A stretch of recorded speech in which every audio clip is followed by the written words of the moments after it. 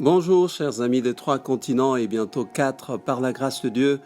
Aujourd'hui nous allons partager un message qui a pour thème les faveurs devant les hommes ou encore point de suspension, faveurs devant les hommes.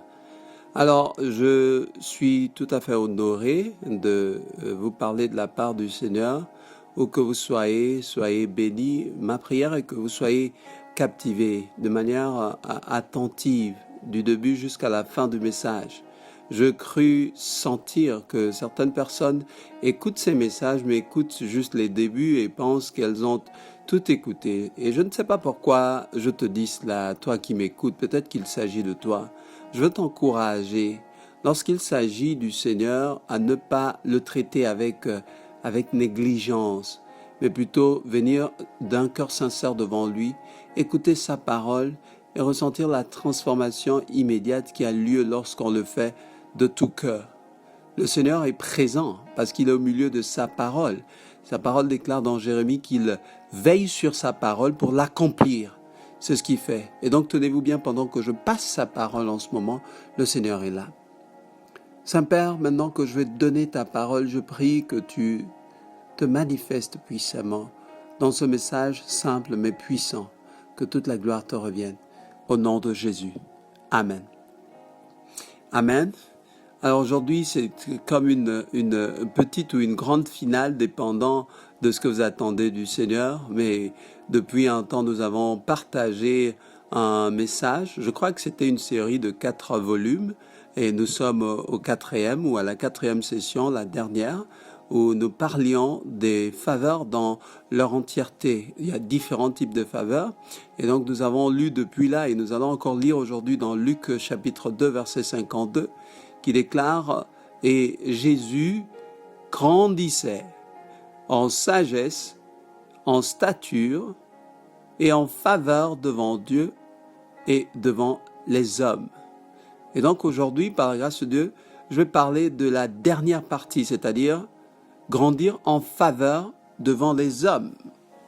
Donc c'est pourquoi je l'ai intitulé « Faveur devant les hommes ». Mais vous savez, je veux dire que principalement Dieu, quand il travaille, il utilise les hommes avec grand H. Il utilise les hommes et les femmes, principalement. C'est pourquoi il y a un secret dans la Genèse. Quand vous lisez Genèse chapitre 1, chapitre 2, chapitre 3, la belle histoire de la création avant d'atteindre le péché, on a l'impression que c'est une merveilleuse histoire où à chaque fois que Dieu crée quelque chose, le premier jour, il passe son temps à célébrer juste après. Mais il a un accent particulier quand il célèbre sa création.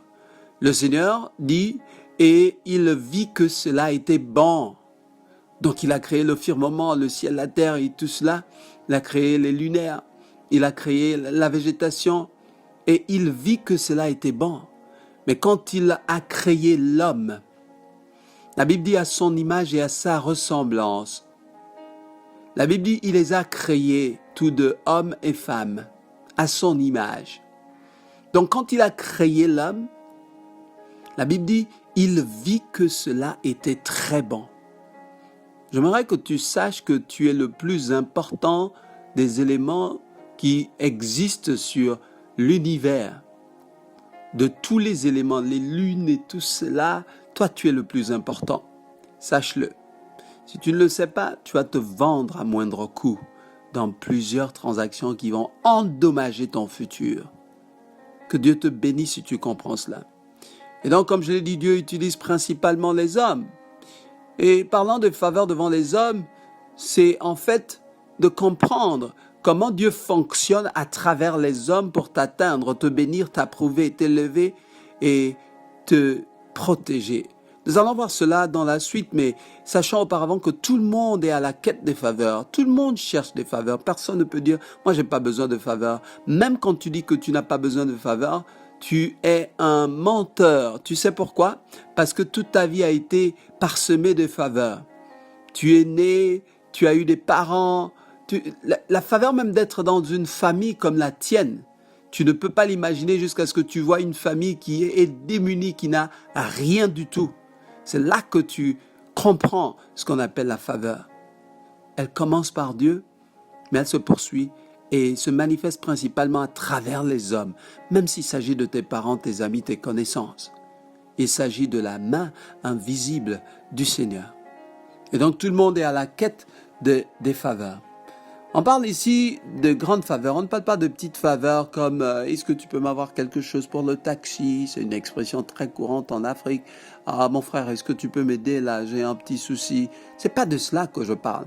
Mais je parle d'une faveur qui transforme ta destinée, qui change le cours de ta vie, qui met ton futur sur une trajectoire divine ou une trajectoire de bonheur, une trajectoire de bénédiction. C'est de cela que je parle. Je parle du type de faveur qui produit par la suite la protection, qui produit par la suite la provision, l'élévation, la promotion, l'orientation, la recommandation, l'affirmation, la considération, l'élection, etc., etc. Si vous voulez, il y a des faveurs qui vous donnent des recommandations. Et ces recommandations-là vous aident dans votre avenir, dans votre marche. Il y a des faveurs qui affirment votre personne. On vous reconnaît pour une chose particulière et pourtant beaucoup le font. Mais on vous reconnaît particulièrement, on vous affirme. Il y a des faveurs qui vous protègent. Et j'aimerais qu'on suit clairement ce que le Seigneur est en train de nous dire parlant de ces faveurs-là. La Bible est truffée d'exemples où le Seigneur utilise les humains pour ce type de faveurs. Mais j'aimerais dire au passage que si tu penses que tu es indispensable, Dieu n'utilise pas que les humains, il utilise aussi les objets, il utilise les choses, il utilise n'importe qui et n'importe quoi. Et c'est lui le seul à avoir ce privilège-là. Pourquoi? Parce qu'il est Dieu et tu ne l'es pas. C'est tout. C'est simple. Et donc, si vous voulez, la Bible parfois montre comment Dieu utilise les animaux. Par exemple, le Seigneur dit, si vous empêchez à ces enfants de me louer, même les pierres se lèveront pour me louer. Les cailloux vont me louer. Vous voyez, le Seigneur peut utiliser des cailloux pour le louer. Par exemple, le corbeau, il a utilisé le corbeau avec Noé.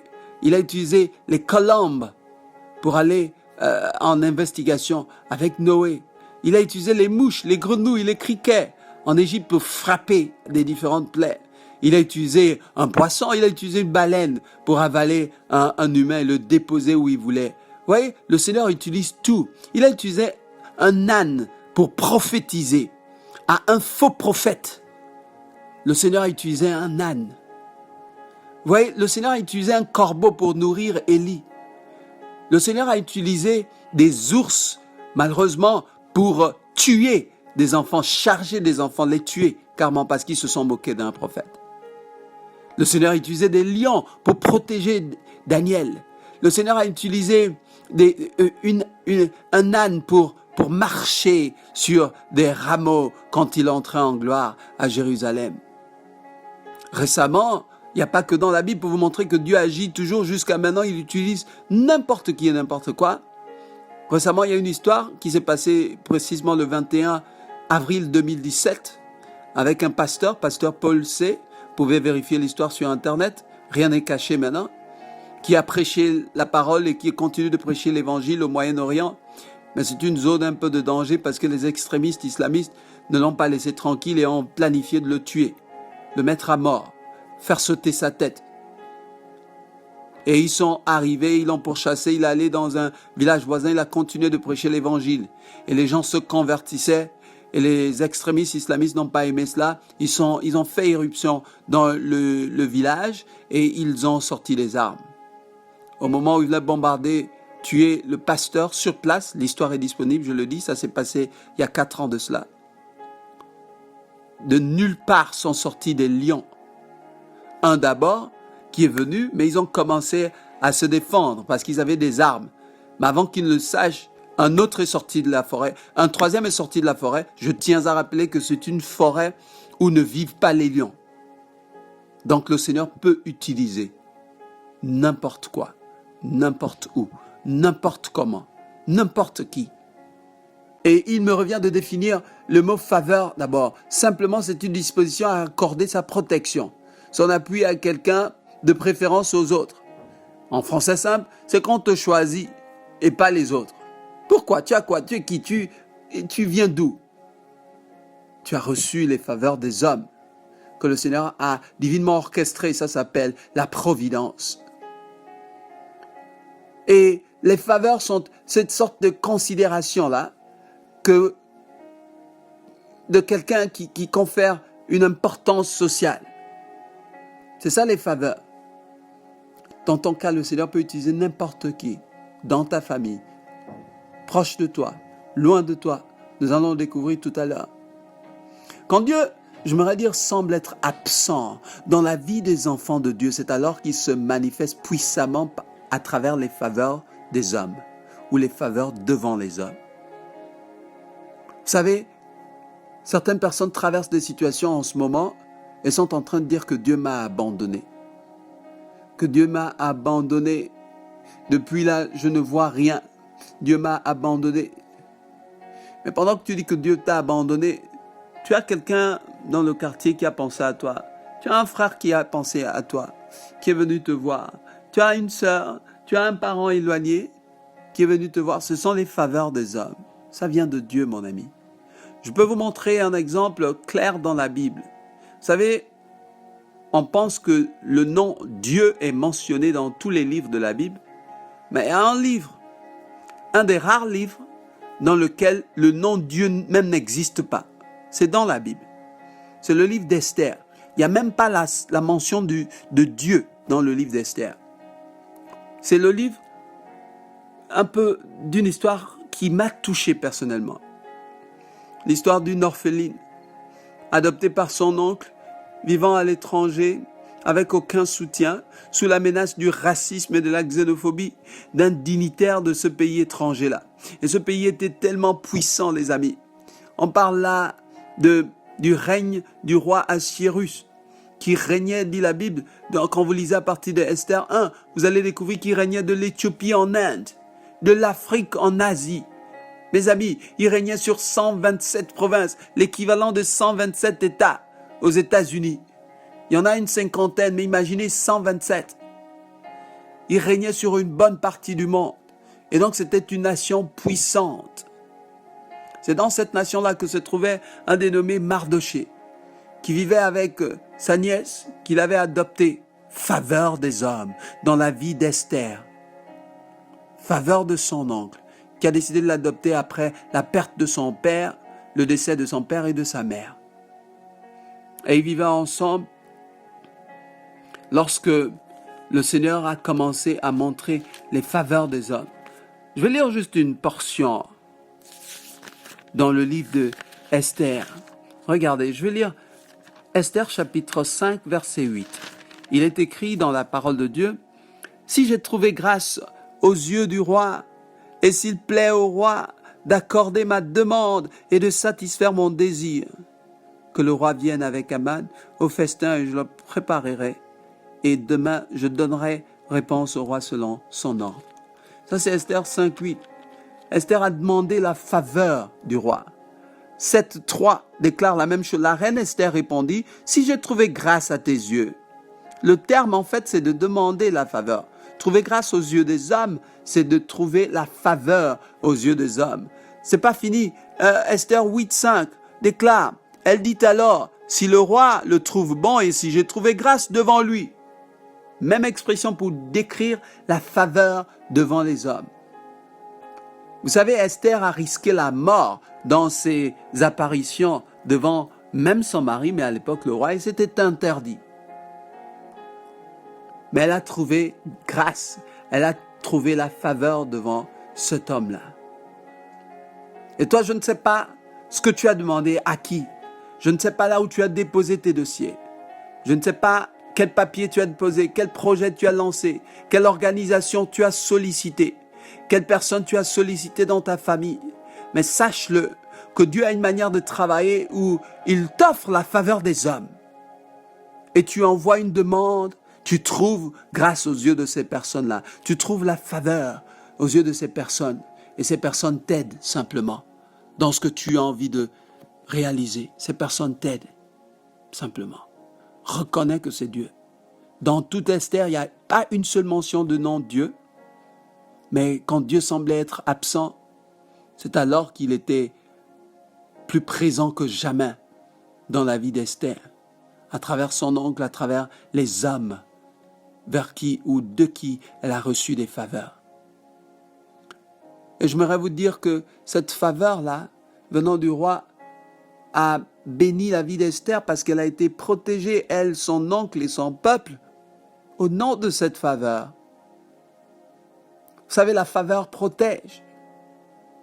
Et la protection divine qui vient des faveurs des hommes ne vient pas des performances que tu as faites, ne vient pas à cause de ton visage, mais vient à cause de la providence de Dieu. Cette providence se transcrit par les faveurs devant les hommes. Et je dis que les faveurs de ces hommes-là sont une extension de la faveur de Dieu. Parce que Dieu détient tous les cœurs des hommes entre ses mains. J'aimerais vous dire que le Seigneur vous accorde les faveurs des hommes dans plusieurs cas. Parfois, c'est à travers vos compétences, à travers vos talents. Certains d'entre vous, vous avez un talent particulier, un don particulier ou un diplôme particulier. C'est à cause de cela que vous serez appelé quelque part. C'est une faveur aussi, c'est compté comme étant une faveur devant les hommes. Parce qu'il y a 1000 personnes qui ont le même diplôme que vous, qui ont le même diplôme que vous, 1000. Pourquoi vous et pourquoi pas eux? Faveur devant les hommes, orchestrée par la providence de Dieu. Oh mon frère, sois en paix. Lorsque tu traverses une situation où Dieu semble être absent, retiens que le Seigneur est plus présent parce qu'il le manifeste. Il y a des hommes, des femmes qui viennent autour de toi et t'aident dans une situation. C'est le Seigneur qui l'a fait. Glorifie son nom et sois reconnaissant parce que tu as été récipiendaire de ces faveurs venant des hommes. J'aimerais vous donner quelques manifestations des faveurs de Dieu. Et aujourd'hui, nous allons beaucoup lire aussi Proverbes parce que c'est là où vous trouvez toutes ces sagesses-là. Un verset facile, Proverbe 17, 17. La Bible déclare, « L'ami aime en tout temps, et dans le malheur, il se montre un frère. » Vous voyez, ça c'est les faveurs des hommes qui vous amènent à la consolation. Tu es dans le malheur, tu te dis, mais Seigneur, pourquoi tu m'as abandonné? Je suis dans tel malheur. Et pendant que tu es dans ce malheur-là, tu as un ami particulier qui s'occupe de toi, qui t'aide dans cette situation, qui apporte ses consolations, qui se montre frère au moment du malheur. C'est le Seigneur. Le Seigneur peut utiliser l'amitié. L'amitié pour te protéger. Il peut utiliser l'amitié pour te consoler. Il peut utiliser l'amitié pour être un bouclier autour de toi par la faveur de ton ami. Si tu connais quelqu'un qui est élevé en dignité, ça ne veut pas dire que tu as sa faveur. Si tu as sa faveur, ça veut dire que le Seigneur a touché son cœur pour qu'il t'offre ses faveurs. Il y a une histoire merveilleuse dans 1 Samuel 20 où David est pourchassé. Il n'est pas encore roi. Il fuit le roi d'antan, le roi de l'époque, donc Saül. Mais David est ennemi de toute la maison de Saül, sauf un des fils de Saül qui s'appelait Jonathan. Et c'était des grands amis. Et dans 1 Samuel 20, vous allez voir, quand vous lisez par la suite, comment le roi a orchestré de tuer David. Mais Jonathan, son ami, est allé rapidement avertir à David de ce qui devait se passer. Faveur des hommes. Lorsque tu voudras, les hommes vont te tendre un piège. Des gens vont essayer de te faire du mal. Le Seigneur va utiliser les faveurs des hommes. Même au milieu du groupe des personnes qui vont te faire du mal, qui voudraient te faire du mal. Le Seigneur va préserver un comme étant ton ami. Pour te faire signe, pour que tu sois protégé. Parce que c'est ce que fait la faveur devant les hommes qui est orchestrée par la providence divine. On a aussi la faveur des gens élevés en dignité. N'est-ce pas, quand vous lisez dans Proverbes chapitre 19, verset 6, la Bible dit « Beaucoup de gens flattent l'homme généreux, et tous sont les amis de celui qui fait des présents. » Ça, c'est un homme important. C'est un homme élevé en dignité. Je vous ai dit tout à l'heure que le Seigneur détient tous les cœurs des hommes, et même ceux qui sont élevés en dignité. Les directeurs généraux, les ministres, les présidents, les rois, les chefs de quartier, les chefs de famille, les aînés de famille, tous ceux qui sont élevés en dignité, naturellement, financièrement, économiquement, socialement et en tout aspect. Sachez que Proverbe 21 dit que le cœur du roi est un courant d'eau dans la main de l'Éternel. Il l'incline partout où il veut. Vous savez, le Seigneur peut faire en sorte qu'un homme t'aide parce qu'il a une position élevée. Il est peut-être un général, quelque part. Il veut t'aider, il veut te protéger. Le Seigneur a touché son cœur. Elle est peut-être un ministre quelque part. Elle veut t'aider, elle veut te faire une faveur. Le Seigneur a touché son cœur. Il est peut-être un directeur général. Il veut t'aider, il veut te faire une faveur. Le Seigneur a touché son cœur et tu obtiens ainsi les faveurs des hommes. Ne dis pas que ça vient des hommes originairement. Le Seigneur a touché le cœur de ces hommes-là. Et donc c'est ce que Dieu va faire pour toi cette année dans le nom puissant de Jésus-Christ de Nazareth. Il va toucher le cœur de ton patron au nom de Jésus. Et celui-ci va t'offrir une promotion dans le nom puissant de Jésus-Christ de Nazareth. Si tu m'entends et depuis fort longtemps tu n'as pas eu de promotion, je proclame la faveur devant les hommes et tu obtiens cette promotion au nom de Jésus. Si depuis longtemps tu n'as pas eu d'élévation, je proclame la faveur devant les hommes et tu obtiens cette élévation au nom de Jésus. Si depuis là, toi tu te sens en danger, je proclame que le Seigneur suscite quelqu'un quelque part pour te montrer une façon d'être protégé au nom de Jésus-Christ de Nazareth. Mes bien-aimés, avant de conclure sur les manifestations des faveurs des hommes, sachez que parfois, le Seigneur va même plus loin. Il peut même toucher ceux qui te haïssent pour que tu obtiennes des faveurs d'eux. Je vous le dis, c'est la vérité. J'ai plusieurs histoires à vous raconter. Des gens qui étaient vraiment hostiles à moi, mais qui m'ont aidé. Ce sont les mêmes personnes qui m'ont aidé.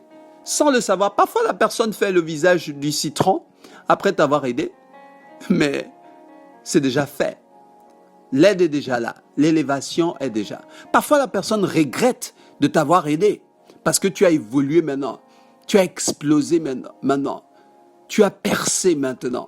La personne regrette et dit, si tu es là aujourd'hui, c'est à cause de moi. Non, c'est le Seigneur qui a touché le cœur. D'ailleurs, tu es son ennemi. Si c'était à cause de toi, il devait mourir. Le Seigneur a touché ton cœur et tu l'as aidé. La Bible déclare dans Proverbe chapitre 16, verset 7, « Quand l'Éternel approuve les voies d'un homme, il dispose favorablement à son égard même ses ennemis. » Même ses ennemis, pas seulement ses amis, même ses ennemis. Et je prie qu'il en soit ainsi. Qui te hait, qui est contre toi, dans ton service, dans ta famille, sur ton terrain, sur tes investissements, qui veut te faire du mal. Le Seigneur utilise tes ennemis parce qu'il a approuvé tes voies, parce que tu es son enfant, parce qu'il a déversé sur toi cette bénédiction. Et nous allons conclure tout à l'heure avec le fait que le Seigneur approuve tes voies. Comment le Seigneur approuve les voies d'un homme. Comment le Seigneur est heureux de t'avoir comme fils. Comment le Seigneur est satisfait, est fier de t'appeler fils et fille. Ultimement, ça c'est passé par la croix. Le Christ faisait tout ce qui était bon aux yeux de son Père. Et tu as hérité de cette relation. C'est d'abord la voie ultime, la voie exclusive, la voie par excellence qui fait que le Seigneur est plu par toi. Le Seigneur est fier de toi parce que tu portes le nom de son Fils unique. Tu t'appelles enfant de Dieu. Tu l'as accepté comme Seigneur et Sauveur dans ta vie. Et désormais, le Seigneur te voit comme s'il voyait le Christ. Il dit qu'il t'aime comme il aime le Christ. Le Christ dit, mon Père m'aime parce que je fais ce qui lui plaît. Et tu tombes dans cette promesse-là. Donc ne t'inquiète pas. Le Seigneur approuve tes voies et il dispose même favorablement à ton égard. Même tes ennemis, les gens qui veulent te tuer, te faire du mal. Le Seigneur les utilise comme une pierre, comme un tremplin pour te propulser vers l'avant. Pour te propulser dans ta destinée. et tu perces, et tu brilles, et tu éclaires, et tu te lèves, et tu es protégé, et tu as la provision de Dieu. Tu es affirmé, tu es considéré, tu es orienté. On t'aime à cause de la faveur de quelqu'un. Oh, je prie qu'il en soit ainsi dans ta vie au nom puissant de Jésus. Bien-aimés, je ne peux clore ce message sans vous montrer une voie secondaire dans le contexte d'être un enfant de Dieu déjà, le code PIN qui active non seulement l'approbation de Dieu, mais la providence de Dieu et suscite les faveurs des hommes et des femmes dans ta vie. Il y a un code PIN. Je l'appelais code PIN pour que vous vous en souveniez. Parce que moi, je veux que ce code, tu le retiennes aujourd'hui. C'est 6 points. Rapidement, je vais aller rapidement. 6 points qui ouvrent l'approbation de Dieu. Je le dis bien dans le contexte du fait que tu es déjà son enfant. Il n'y a rien que tu puisses faire pour lui plaire davantage parce qu'il est complètement plus et fier de toi à cause du nom de Christ que tu portes. Mais ne sais-tu pas que le Seigneur a en horreur aussi certains comportements des enfants de Dieu? S'il a en horreur certains comportements de ses enfants, ça veut dire qu'il est aussi satisfait de certains de ses enfants. Il a dit dans Job, et c'est le premier point du code PIN, c'est l'obéissance et l'intégrité. L'obéissance, il a dit dans Job 1, 8 ou 2, 3. Et il se vantait de Job, le Seigneur. As-tu vu mon serviteur Job, le déclara-t-il? Il n'y a personne comme lui sur la terre. Parce que Job marchait avec intégrité. Si tu marches dans l'intégrité, ça veut dire que dans l'obscurité ou dans la lumière, tu es la même personne. Dans le secret ou en public, tu es la même personne. Tu n'as pas une double face, on dirait un serpent venimeux. Tu es une seule personne, intègre, qui dit oui à Jésus en public et en privé, c'est le même oui. Que ton oui soit oui, que ton non soit non, tout le reste vient du diable. Mon frère, si tu as dit oui à Jésus en public, qu'il en soit ainsi en privé, ça s'appelle l'intégrité. Et ça ouvre les voies auprès de notre Dieu. Ça touche son cœur. Et sur toi se déversent les providences. C'est grâce. Et les faveurs des hommes sont suscitées. Dans Matthieu 28, quand il envoie, il dit allez prêcher la parole de Dieu à toutes les nations, les baptisant au nom du Père, du Fils et du Saint-Esprit, enseignez-leur à observer tout ce que je vous ai prescrit. Quand il le dit, l'obéissance veut que tu fasses cela, que tu ailles. Toi, tu es un chrétien sur place, tu ne vas jamais. Tu n'ouvres jamais ta bouche auprès de quelqu'un, c'est la désobéissance, mon frère. Comment tu peux attirer les faveurs dont on parle? Or, retiens-le, obéis à ce que le Seigneur dit. Et fais-le avec joie, pas avec grincement de dents. Parce que si tu te plains, c'est une autre malédiction que tu attires. Et je tiens à te rappeler que tout un peuple a péri dans un désert au nom des plaintes, au nom des murmures. Et donc, ne pense pas à ça déjà. Pense à obéir à Dieu avec joie. Apprends à être dans la joie quand tu obéis à Dieu. Donc, 1, l'obéissance et l'intégrité. Ne savez-vous pas que vous avez une longue vie, par exemple, quand vous obéissez à vos parents? C'est le premier commandement. Une longue vie, c'est une faveur. 2, ta foi dans la grâce de Dieu. Donc, ta confiance dans la grâce de Dieu. Hébreux 11:6, c'est un bon verset qui parle que celui qui vient à Dieu croit que Dieu existe et qu'il est le rémunérateur de ceux qui le cherchent diligemment. La Bible dit, or sans la foi, il est impossible de plaire à Dieu. Sans la foi, la confiance en Dieu, dans ses grâces, tu ne pourras jamais lui plaire. Sache-le, mon frère. Si tu veux attirer la faveur des hommes, fais confiance à Dieu. Le Seigneur va orchestrer, mettre des hommes autour de toi. Tu verras. 3, ta fidélité en Dieu. Le même verset, Hébreux 11:6, parle de cela. Il est le rémunérateur, n'est-ce pas, de ceux qui le cherchent diligemment. Quand tu es fidèle, tu es constant avec Dieu. Tu es consistant dans ta marche avec Dieu. Ta fidélité, c'est une perle rare, mais tu marches avec Dieu. Ça fait, mon frère, ça fait 7 ans. Depuis là, tu n'as pas abandonné le Seigneur. Tu continues de marcher. Ça enclenche les faveurs devant Dieu et les faveurs des hommes. Le Seigneur met des hommes, des femmes autour de toi. Quand tu es même abandonné, il te manque quelque chose. C'est là que le Seigneur envoie quelqu'un. On continue avec ton code PIN 4, ton offrande. Oh, est-ce qu'on se souvient tous de l'histoire de Salomon dans 2 Chroniques chapitre 1, versets 6 à 7. Salomon a reçu la culture, il a reçu une bonne éducation de son père, de ne jamais donner au Seigneur ce qui ne lui coûte rien. La preuve, c'est que il a fait une offrande de 1000 bœufs.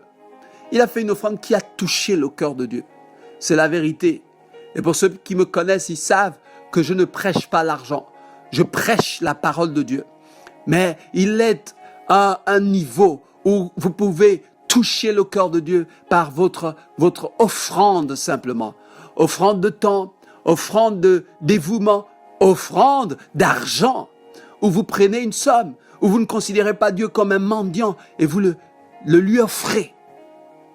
Où vous offrez à Dieu quelque chose. Oh, j'ai entendu un témoignage hier de quelqu'un qui a offert à une sœur dans l'église un terrain avec titre foncier, tout à l'appui. Oh mes frères, celui qui aide un pauvre prête à Dieu, mes amis. Celui qui fait une offrande à Dieu touche le cœur de Dieu. Et le Seigneur va certainement le bénir, orchestrer des hommes et des femmes autour de lui pour le bénir. Oh, cette offrande de 1000 bœufs a été bénie et Salomon a reçu la sagesse et il a reçu la faveur des hommes et des femmes de par le monde, des dignitaires venaient pour écouter la sagesse de Salomon, aimaient Salomon. À son temps, il y avait une paix indescriptible dans le royaume. C'est la faveur des hommes aussi, devant les hommes. Oh, une autre qui ouvre, à part l'offrande, c'est la dîme. Dans Malachie 3:10, la Bible parle de le Seigneur, vous pouvez lire de 10 à 12, le Seigneur qui menace celui qui dévore. Simplement, parce qu'au début, il t'a dit d'apporter la dîme. Et il te fait un certain nombre de promesses.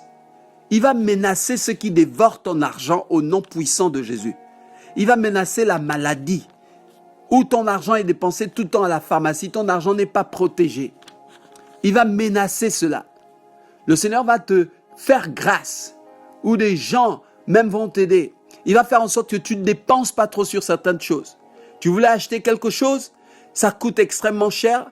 Le Seigneur crée une relation et il y a quelqu'un dans cette compagnie qui dit « Mais je te connais, oh, pour toi, je vais t'enlever 50% et tout ça. » Et puis, tu payes beaucoup moins à cause de la faveur venant de cet homme-là, devant cet homme-là. C'est Dieu qui l'a fait parce que toi, tu es fidèle dans ta dîme. Tu la lui donnes et le Seigneur menace celui qui dévore. Le Seigneur ne vous détruira pas les fruits de la terre. Il va permettre à la bénédiction de te suivre. Enfin, dans notre code PIN qui enclenche ce type de faveur, il y a la générosité. La générosité dans quoi? Dans ton talent, dans la gestion de ton talent, ton temps, les cadeaux. Beaucoup d'enfants de Dieu aiment recevoir, n'aiment pas donner. Ils aiment recevoir, recevoir les cadeaux des gens. Ils n'aiment pas donner les cadeaux des gens, aux gens. Et je prie que toi, tu ne sois pas ainsi. Est-ce que tu sais que le cadeau ouvre le cœur? Il y a plusieurs choses qui ouvrent la voie à te faire asseoir avec des grands, parmi lesquels le cadeau. Je lis la parole de Dieu dans Proverbe 18, 16. La Bible déclare « Les présents d'un homme lui élargissent la voie et lui donnent accès auprès des grands. » Oh, moi, toutes les fois où je suis dans une relation, je viens de connaître quelqu'un ou je viens de connaître une personne, une famille, l'une des premières choses que je fais, j'essaie de penser à un cadeau que je peux faire à cette famille. Prenez ces habitudes. Ne dites pas seulement merci, que Dieu te bénisse tout le temps. Vous dites merci, que Dieu te bénisse. Vous allez bénir les gens quand? Il y a une faveur devant les hommes et toi, tu peux être celui qui offre cette faveur-là aussi à quelqu'un. Sois généreux. Ouvre ton trésor aux gens. Bénis les gens comme cette demoiselle qui a été bénie par un terrain hier, dont j'ai entendu le témoignage. Quelle bénédiction. Bénis les gens. Bénis l'église. Bénis les frères. Bénis les sœurs. Et tiens-toi bien, ton talent aussi. Tes présents, c'est pas seulement ta générosité à faire des cadeaux aux gens, mais ton talent aussi. Ce que tu sais faire avec excellence. Ça t'ouvre les portes et ça te fait asseoir avec les grands, dit la Bible. Que Dieu te bénisse. Que cette saison soit une saison où tu obtiens non seulement la faveur de Dieu, mais aussi celle des hommes. Parce que le Seigneur l'aurait orchestré, il tient tous les cœurs. Je proclame la faveur des hommes dans ta vie au nom puissant de Jésus. Je proclame que le Seigneur dispose favorablement les cœurs des hommes à ton égard, même ceux de tes ennemis, au nom de Jésus. Que tes portes soient ouvertes, que si tu as déposé un dossier quelque part et un homme a cela, il tient le dossier, je prie qu'il puisse accomplir tout ce que le dossier demande au nom de Jésus. Qu'il s'agisse d'un emploi, qu'il s'agisse d'une opportunité d'affaires, qu'il s'agisse d'une relation, qu'il s'agisse d'un voyage, qu'il s'agisse d'une promotion, qu'il s'agisse d'une demande d'élévation, qu'il s'agisse d'une nomination, dans le nom de Jésus-Christ de Nazareth, je proclame les faveurs venant des hommes. Les hommes, les femmes vont se lever et vont dire, non, nous on veut que lui là, il soit nommé. Et ça sera toi, au nom de Jésus-Christ de Nazareth. Merci Père pour tes grâces. Sois glorifié et sois béni. Dans le nom de Jésus. Amen. Ce message n'est peut-être pas populaire, mais il est pour toi. Que Dieu te bénisse. Amen.